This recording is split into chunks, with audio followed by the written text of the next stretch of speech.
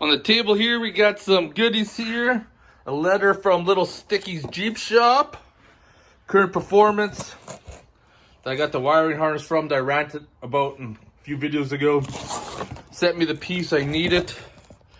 Even put it down as warranty fuse block, so I don't have to pay duty and taxes on it twice. So that's good to go. And also got a package from Kevin Moore.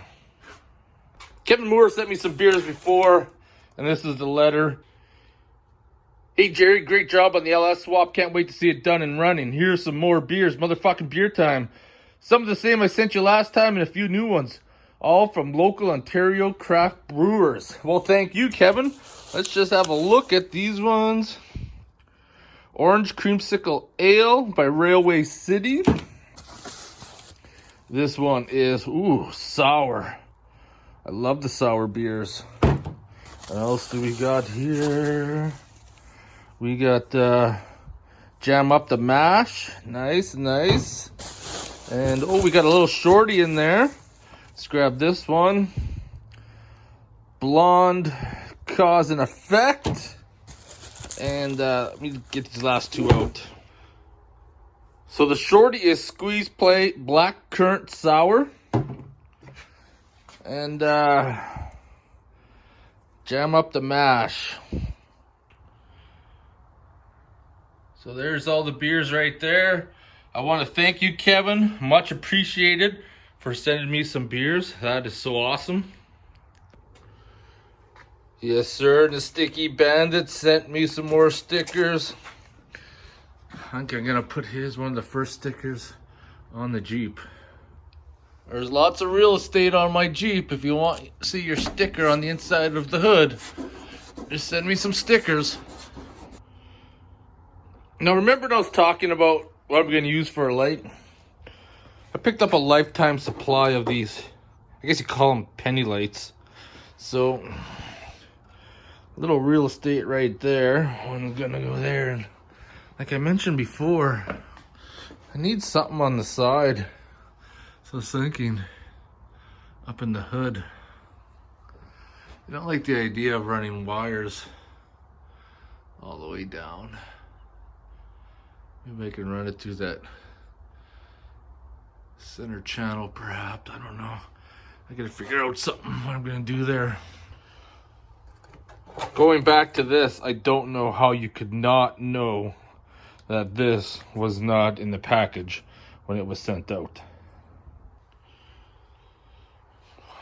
Now that this is installed, we can go ahead and start putting that in.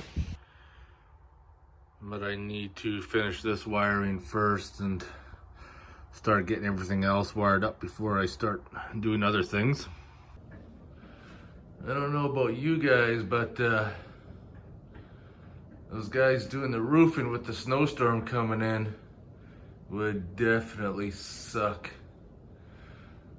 Occupational health and safety would love to see this as well, because none of them have a safety harness on.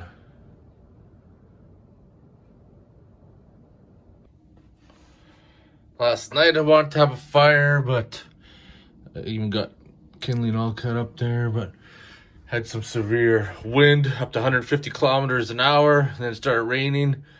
And then it was nice out this morning when I took Tomcat to the vet. And all of a sudden this winter storm just blew in. Mr. Tomcats, you went to the vet this morning, got checked out in your shots, and you said you're looking good. You're starting to get some cataracts because you're old kitty. You're 16, buddy. 16 years old. And you said you're in excellent health for your age, buddy. And I know, Mr. Tomcats, you're an old kitty. That's why you're spoiled. Despite it being cold and snowy outside, I'm just starting putting the wiring all back together where it's supposed to be, trying to remember how it went, and then we can start putting the ground wires back on, and then put the battery in, and then start removing circuits from the main harness over there. However, this is one of the things I picked up. The rivet nut kit when I installed the rear fenders in the back. This is another instance where it's going to come in handy because I got the Mercury switch for the lights, and I just had a nut and bolt in the existing hole in the frame there in the hood. What I'm going to do is put one of those nutserts in it, put the screw back in it, and that way if I have any issues I don't have to try to feed a wrench in there or anything else. So I think that's going to work fantastic. There you have it. I just put the nutsert back in, anti-seize the fastener, and I'll make life a hell of a lot easier. That's hooked up. Now I can focus on the most important thing, is regrounding everything. So I was gonna get ready and put the starter in, but I want to test it first. That's where a jump starter comes in handy, because you can jump it, and if you never jumped a starter before, if you look at the back and the solenoid, your positive terminal will go there, and then that goes directly to the starter. So what happens is your ignition wire goes to this one here. When there's power applied there, pulls the contactor that allows power to flow from here to here, down to there, and do the starter. Now the problem is that the Bendix is screwed up on this, so it's not engaging. Starter is no good. The only thing it's gonna be good for is a core charge. All right, so I am going to go off the top corner of the cylinder head. Take this ground,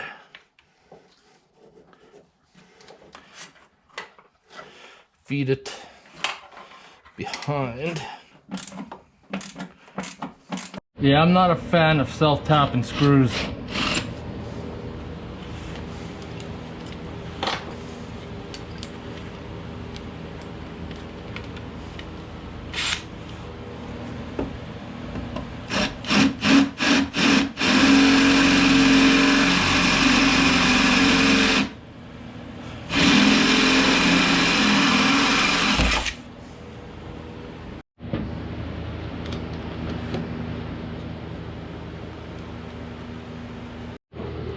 Stretch.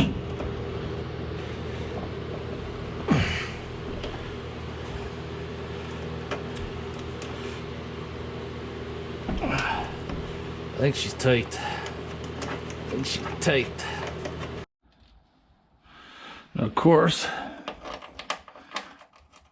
anti-seize your fastener to save yourself the headache later.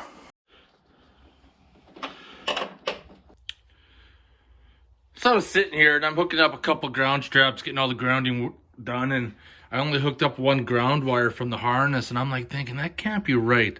There's no way the whole Jeep wiring harness just has that one little tiny ground. And I come back to here and I realize there's two grounds there. Probably maybe even a couple more if I dig deep into the harness and have a look. However, I want to throw a couple more stickers up on the hood that I picked up from a car show a little while ago. I'll put that one like right there. I like the vintage rockabilly style stickers.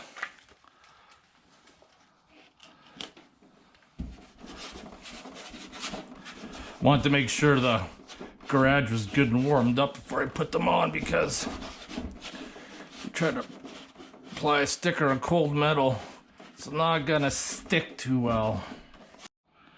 And I got the Wall of Death sticker.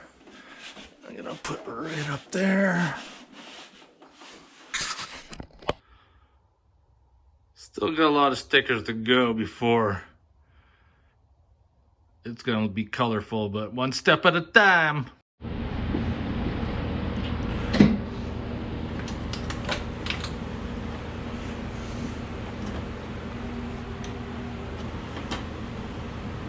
Riv nut everything in sight.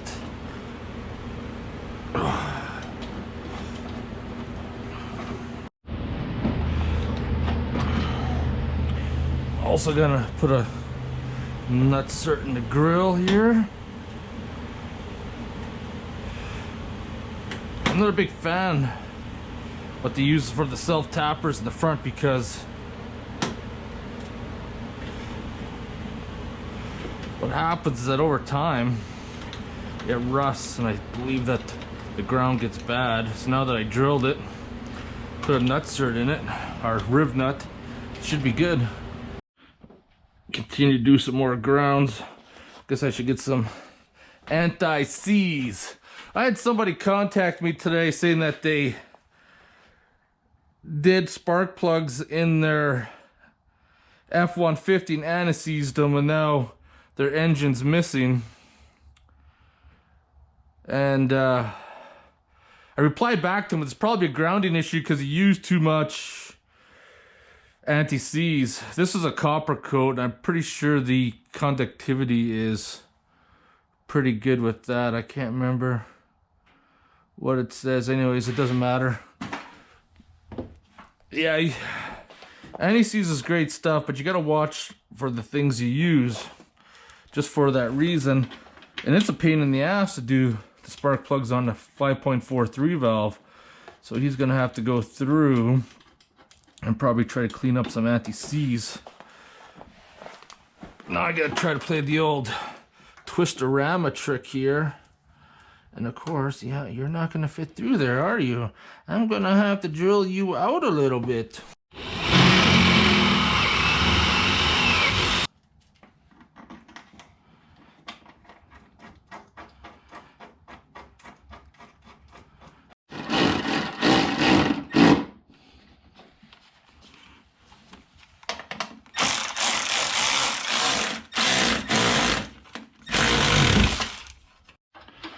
This ground strap's got a nice bend to it too, so I won't have to worry about the engine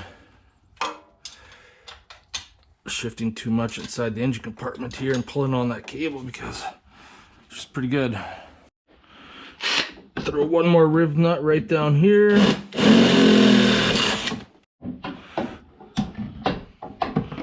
Try to weasel this in there.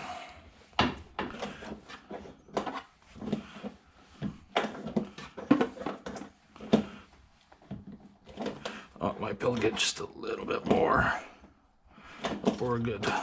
Just want to wire brush this.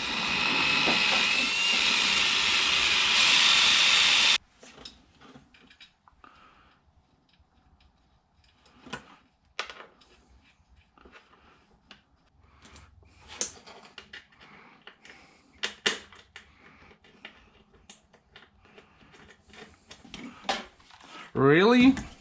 I just want to weasel this in there to tighten it down.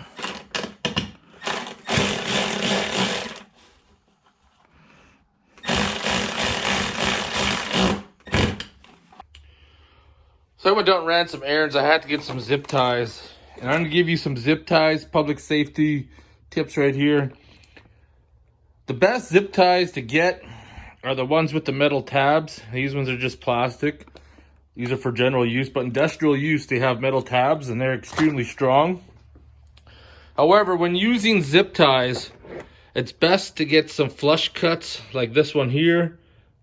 That is what I mean by flush cut, is that when you cut the zip tie, it's like flush. I cut that one a little bit crooked, but most cutters, since they're not flush, will leave a little nick like that. And those act like razor blades if you brush your hand against them.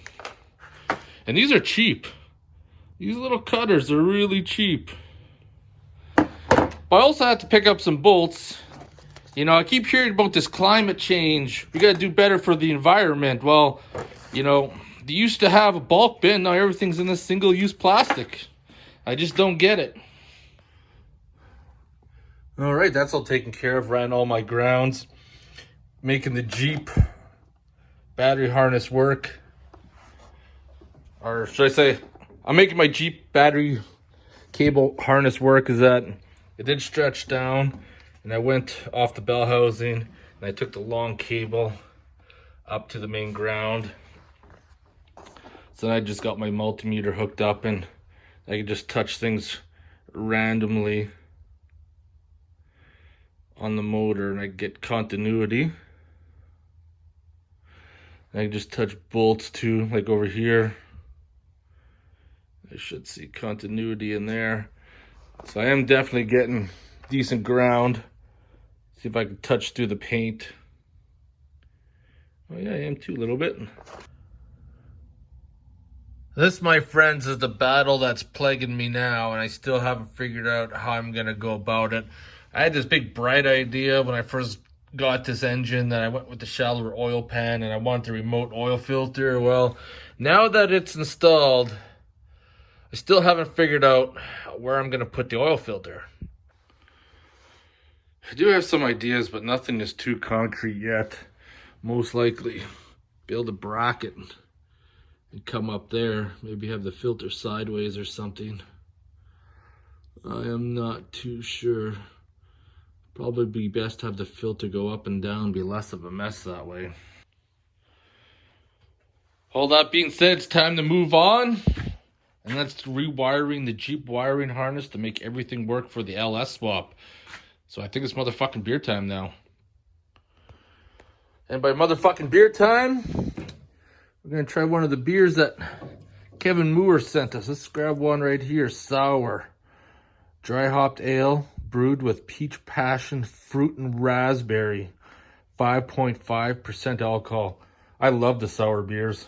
Alrighty, buddy, motherfucking beer time. Let's try this sour beer out. See how good she really is.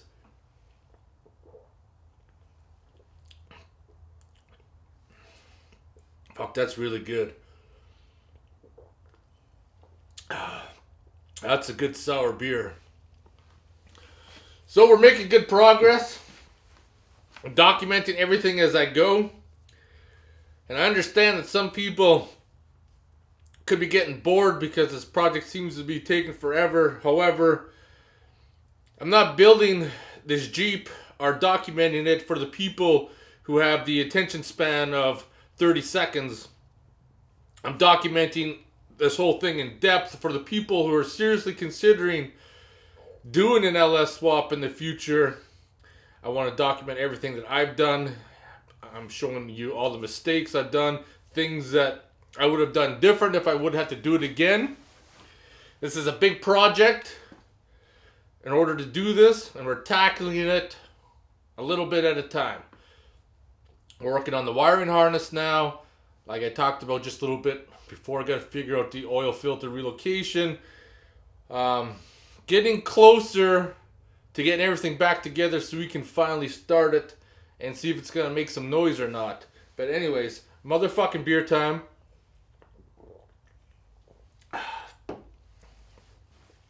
For those of you who have lasted this long, I want to thank you guys for watching.